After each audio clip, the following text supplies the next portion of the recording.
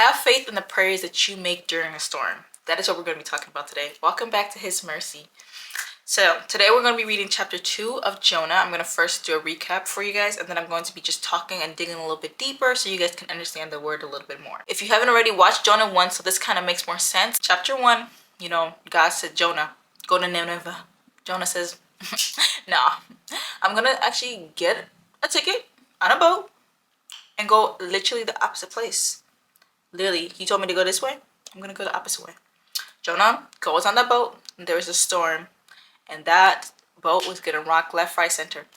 And the people in the boat were just like, what's going on? They're like, pray to your gods, pray to your gods. But Jonah, he's like, no, this is my God. I'll pray to him. And then they found out that Jonah left and disobeyed God. And they were like, why would you do that? Why would you come here when your God told you, the one and true God told you to go somewhere, and you decided to bring yourself here, and now we're all collateral damage because of you? Okay. The people who had pagan gods, they found out who the Lord is, so that was a really good plus. And I talked about how your disobedience, God will still be victorious. God prepared a big fish for Jonah, and that's where we ended off. So Jonah is now in the belly of the whale, and he's basically crying out to God, like, even while I'm here in the belly of this fish, I am crying out to you and you hear me. And that's why it's so important to have faith. It is so important to have faith in the prayers that you have during your storms, because that is the only thing sometimes that you can really hold on to. There's something about a difficult season that deepens your prayer life. And I can attest to that. When I was literally in the worst part of my life, that was literally when God showed me who he was. He saved me. And that was really when I gave myself back to him. He showed me how merciful he is, how loving he is, and how he's been calling me towards him the whole time. And it's just so powerful to see that when you are in the lowest, God says, this is the time that I can build you up. Oh, it's so good. Jonah was really just praying to him. He's like, he has nothing else. He's literally in the belly of a fish.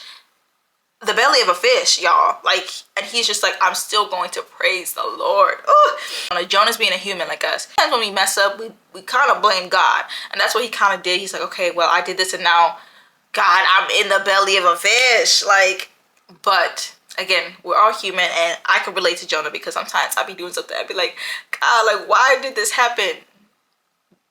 Me. I did that.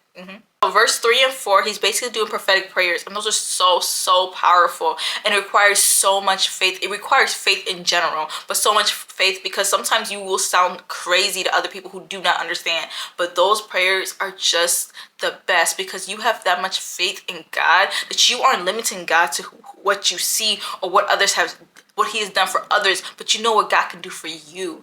Ooh. And then I really want to dig into 5. He just talks about the weed, and how the weeds were wrapping around my head. And I dig a little bit deeper. Head, I think of your mind, and I think about weeds. Weeds are skilled for growing anywhere and everywhere, basically. And these weeds sometimes are your negative thoughts that you have in your life, or your negative thoughts that you think in a situation, or you just like overthink stuff and negative thoughts happen. It's important to take captive of every single thought that comes into your mind right away, and you don't let them grow, because if you let them grow, they're going to overwhelm you, and you're not even going to see the good in anything. You're just going to be thinking about the things that you made up in your mind that aren't even true. That's why it's so important. You got to captivate those thoughts right away. You don't even let them grow. You don't even let them sit there. You captivate them, and you rebuke them, and you just let them go, because that is not a thought that God would plant into your head. That is a thought that the enemy plants, or sometimes you just be doubting yourself. But don't do that, because God has put you in a position, or he knows where you could be, and you just have to believe him, because he wouldn't place you in a place that he didn't think you could succeed in. Wrapping around his head, like the negative thoughts. And it's just so important, because that happens to us still today. And then he says in chapter 7, when my soul fainted within me, I remember the Lord, and my prayer came in unto thee, into thy holy temple. Either you're going to live through it, or you're actually going to grow through it. And those two are so different. Living through it is just like getting through it. You just like, I just want to end it. But growing through it, it's like, after I'm done with this, I've grown, I'm going to be a different person. I understand that I was able to go through that, and now I can do greater because of it. So you have to understand, are you either going to go through it, or you're going to grow through it?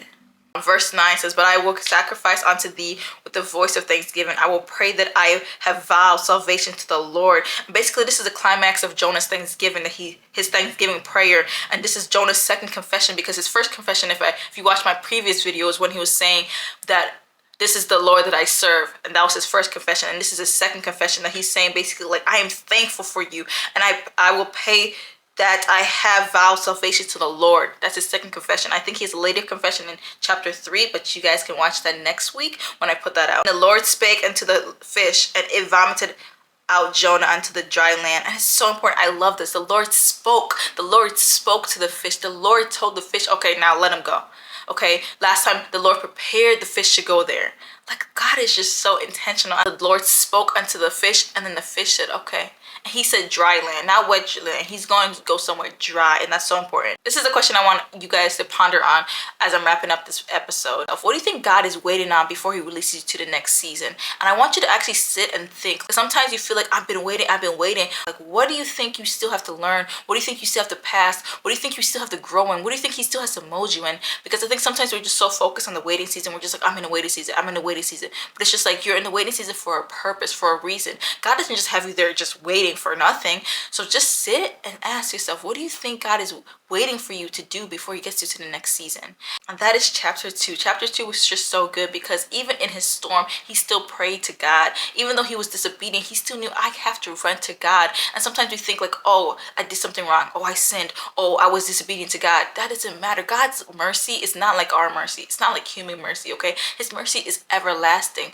But you have to understand, you're not supposed to be taking advantage of his mercy, but he loves you so much. When you are disobedient or when you do sin, you still need to run to God. That's a great example in this. I hope this helps anybody who's reading Jonah right now. I feel like Jonah is a really good book. I feel like every book honestly in the Bible is so good. The Bible is just so good. I feel like I'm just so proud of myself because I've heard of the story, but being able to actually read it myself and dissect it and actually get understanding from it, so good. And I'll see you guys next week when we talk about Jonah chapter 3. Bye guys, have a blessed day.